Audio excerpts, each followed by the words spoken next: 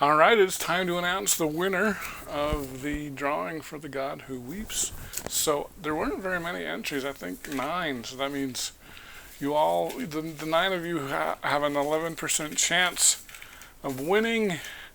And the winner is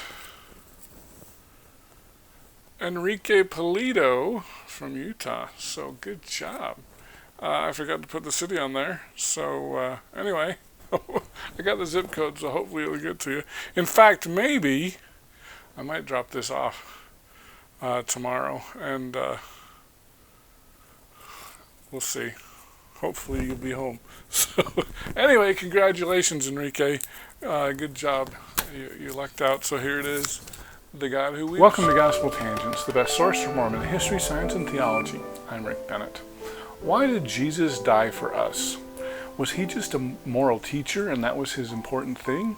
Or did he really suffer infinitely for our infinite number of sins?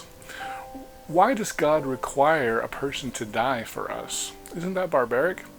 We'll talk about some of these different atonement theories with Dr. Terryl Givens. He's the biographer of Eugene England book, Stretching the Heavens. And if you don't have this book, you should get it. It's a fantastic book. I really recommend it. Well, there was another story about atonement theories, and I'd love to have you talk a little bit about that he got a little bit of flack for as well. Yeah, he did. Can you kind of give us a brief background on atonement theories? Sure. Let me see if I can go through really quickly. The early church, the first couple of centuries, didn't seem to concern themselves with atonement as a theology. Jesus died for us. He resurrected. That seemed to be the essential theological elaboration of his death. The atonement doesn't show up as a word, right, in earliest Christian writings. But then a couple of centuries into the tradition, theologians begin to try to articulate what did it mean, why did he have to die, and in what sense did he substitute himself for us. And so really most significant development probably comes in the 11th century with satisfaction theory of Anselm. And the idea is that God is a governor, he's a sovereign of the universe. His majesty has been offended. His dignity has been impugned by our rebellion. And therefore, some kind of a payment has to be made, some kind of a penalty. And so Christ offers to satisfy an offended justice, sovereignty, by paying the price. Abelard, writing a few years later, 11th, 12th century, vehemently repudiates that notion and insists that what really happens is that we are just so, it's the shock of divine love, of seeing what Christ underwent on our behalf, that our hearts are broken and we are moved to repent. So that becomes the theology of moral exemplariness. And as we get to the age of the Reformers, Calvin and Luther develop satisfaction theory into penal substitution, which becomes the most pervasive model in the modern Christian world. Penal substitution is all predicated on the idea of justice. Justice demands punishment. We sin, somebody has to be punished. God is waiting to punish somebody, so Jesus says, well, you can punish me, so he punishes Jesus. And that's also related to the Protestant theology of grace, which is technically called imputed righteousness. So Christ dies for us and he will be judged in our place. And that's the only way that we can be found innocent. So Latter-day Saintism never develops its own theology of atonement. Joseph Smith never even used the word, as far as I can find.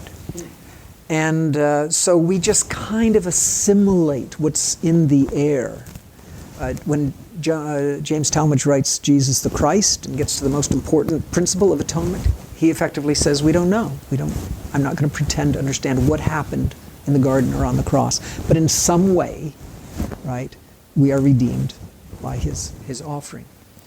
Well, Eugene England was distressed that the language of Latter-day Saint discussions of atonement migrated toward the penal substitution, which he thought was perverse. This notion that he's got to punish somebody. Yeah. So he's going to punish Somebody's Jesus. going to have to pay. Somebody has to pay. So it's about retributive justice. Justice is retributive. It's not educative, it's not reformative, it's retributive in this model. And so Gene wanted to take us back to Abelard's theory of moral exemplariness. So he writes an essay that they all might be saved. I think, is that the name of it? Anyhow, it's one of the first issues of Dialogue, and it's his Theology of Atonement. And it's beautiful. It's lovely because it avoids all of the viciousness and the vengeance and the fury, and it's all about the shock of divine love and how that, like the Book of Mormon says, we are drawn to Christ by that gesture. So it's a lovely article. And he sent a copy to Elder Packer, and he sent a copy to Elder Maxwell. And this is typical of him. He would generally send them his work because he just really craved apostolic approbation for his work. Was that a mistake? Well, I won't pass judgment on whether that's a mistake. I think the most generous way to look at it is to recognize that he had a place in the public square since he was an editor and an eminent writer and professor. And he wanted assurance that he was aligned with true doctrine and that he had their approval for what he was doing. So I don't think that in and of itself is problematic. But he pushed it a little far. Anyhow, and he didn't get their approval. And he piecemeal he would, but never a kind of blanket approval for his major theological projects. So we have a copy of the response that he received from Elder Maxwell. And the way I would summarize it would be to say, Gene, love your article. The only fault I can find with it is none of it's true. Not exactly those words, but that was the essence. He just said he wasn't so sure that it was true. We don't have, I couldn't find a copy of Elder Packer's response, but we know that it was negative. So we have him soliciting approbation from two apostolic figures. I don't think Elder Maxwell was an apostle at that time, but soon to be. And we know that the response was, no, this is not good doctrine. But he continued to teach it every fireside opportunity he had. Every time he's a gospel doctrine teacher, it's anthologized in subsequent collections. And it all comes to a head when he is teaching Sunday school much later, in the 80s. And a member of his class writes a letter of complaint to the stake president, who happens to be Merrill Bateman, and says, you got this cowboy teaching crazy heretical doctrines on atonement. And to his credit, President Bateman's response is, well, you meet with Gene and you two sort it out. And so this guy keeps a meticulous record of the conversation and a letter that he writes later to the president. and effectively, right, Gene owns his theology, and he won't back down. And the main problem seems to be, from the perspective of the parishioner, that there's nothing metaphysical about it. Nothing real in the universe has transpired. We just have this instance of a suffering man whose example affects us. And Gene didn't deny that his interpretation was essentially correct. Well, Gene hears no more about it for a number of years, and then President Bateman ends up being the president of BYU. And in Gene's very first meeting with President Bateman, Gene later writes in his journal, it was cold, it was icy, it was very awkward, I didn't feel at all that there was any warmth there. And then as I left, he asked me one final question. Oh, by the way, what do you think about the atonement? And I can't quite understand how Gene could be so oblivious to the connection, right? But the dots didn't come together for him. In his journal, he wrote, what an odd question. No, it's not an odd question if you remember the history, and that he was the stake president presiding over this conflict, and that it goes all the way back to 1969 or 70 when the article was first published. But he couldn't quite put the pieces together. Even at this late date, Gene is still teaching and standing behind this idea of atonement. So that would seem to be... This is the moral exemplar, right? Moral exemplary right. Theology of Atonement. And he never had any explanation from any ecclesiastical figure as to what was wrong. So I can only speculate, but I would think that the problem would be that all four standard works use the language of substitution. So even if it's not penal substitution, there has to be something that happened more than just this willing sacrifice. And in Gene's version, there isn't any explanation of why the atonement was universally efficacious. Most people have never heard of the crucifixion, will never be moved by it. So how does the atonement relate to them? So I think that the problem with moral exemplary theologies of atonement, I think they're beautiful and powerful. I don't think they're fully sufficient to explain the universality of the efficacy of the atonement. And I'm guessing that something like that may have been at the heart of the discontent on the part of some of the brethren. Well, because I know I have a distaste for penal substitution. Why does God need Jesus to die? It just seems very barbaric to me, very Stone Age thinking. But I mean, is that the official atonement theology of the LDS Church? Well, we don't have an official atonement theology. I mean, as I said, all of the standard works use language that suggests some kind of substitution has taken place. He suffers on our behalf, for us, in our stead, language like that. I personally don't think that penal substitution is an accurate or true or inspiring model, because it makes God out to be this vengeful figure who demands somebody pay a price.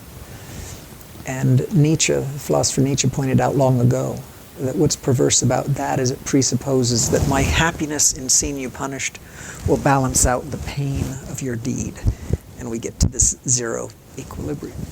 And in fact, Augustine even wrote that the happiness of the blessed in heaven will consist in part on their ability to see the suffering of the damned in hell. So there's this perverse strain of vengeance that runs through much of Christian discourse. And I would like to think that we can believe in the universality of the atonement without having to take that route. Can you tell us a bit more about what you think the atonement means? Or what's your theory? Well, my first statement would be, I don't know. If James Talmage didn't get it, I certainly don't presume to know. What I can say is that I think B.H. Roberts articulates a theology of atonement that does the best job of those I have seen of reconciling scriptural accounts of substitution with a God who is, above all else, loving and wants to educate and inspire rather than punish. The name I would give that is consequential substitution, which is a horribly ugly term. But what it means is the Book of Mormon and the Doctrine and Covenants alike, as I read them, give us a way of thinking about justice that is really helpful and healthy. And that is to see justice as the fulfillment of desire. Section 8832 says that at the day of judgment, you'll get whatever you're willing to receive. It doesn't say you'll get what you deserve or what you earned. It says you'll get whatever you are willing to receive. And when we have the many discussions of the law of restoration in the Book of Mormon, that's essentially what that law seems to be about. If you choose goodness and light, you will get goodness and light. It's what you choose, what you desire, what you really, really want. So in that case, we can think of justice as more about the linkage of choice and consequence. That's what justice is. If you choose, if I say, do you want broccoli or ice cream? And you say broccoli, and I give you ice cream. Well, probably the other way around. You say ice cream, and I say broccoli, well, and I give you broccoli, that's not just, right? Because you had a choice, I assured you your choice, and then the consequence doesn't follow as it should. Or if I say, if you do your homework, I'll give you ice cream. You do your homework, and I don't give you ice cream. That isn't just, because you showed by your actions what you were choosing. So I think one can always think of justice in terms of a linkage of choice and consequence. If that's the case, and there are these laws given, which 2 Nephi 2 tells us about, then for God to be God, he has to govern and manage a universe in which there is an unfolding of consequence in accordance with choice for those who are educated sufficiently, right? And if that's the case, but none of our agency is ever perfect, right? We always see through a glass darkly. We're impeded by genetic disorders or inheritance or bad education. So we all have agency. We're all responsible. But we're responsible to differing degrees, right? A child born with fetal alcohol syndrome is not going to be as liable for an alcoholic addiction as I am. So, as I understand atonement, Christ effectively says to all of us, right, your knowledge and your development is imperfect. If you want to choose again, repentance, then I will bear the consequences that have to unfold from that choice. God's not imposing, it's not a penalty, it's not a punishment. They're just the natural consequences that follow because that's a law. There's a connection between choice and consequence. But I will bear that consequence for you. So it's the consequence that he substitutes, not a penalty. And that's how B.H. Roberts understood the mechanism behind atonement. And I think that's a beautiful and compelling and logically coherent explanation.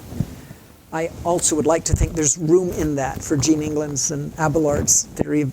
Right, there is something also about the spectacle, the shock of divine love that we witness, that is the catalyst to our transformation. That's cool. That's more appealing to me than penal substitution, I'll say that.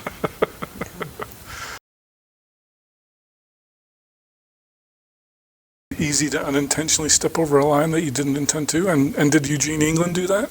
Well, I think that line is a moving line. And, there are,